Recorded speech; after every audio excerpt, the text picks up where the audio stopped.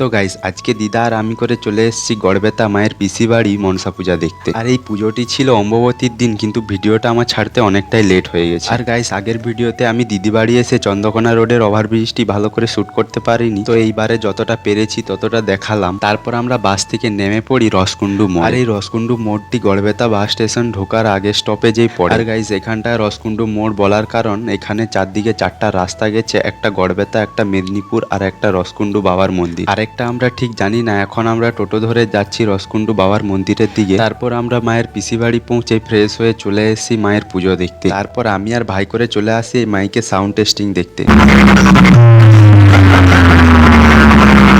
তো গাইস এই মাইকটি কেমন পাচ্ছে অবশ্যই কমেন্টে জানিও। তারপর সন্ধেবেলায় মায়ের আরতির পর কিছু নিয়ম পালন করা হচ্ছিল, তো চলো তোমরাও দেখো।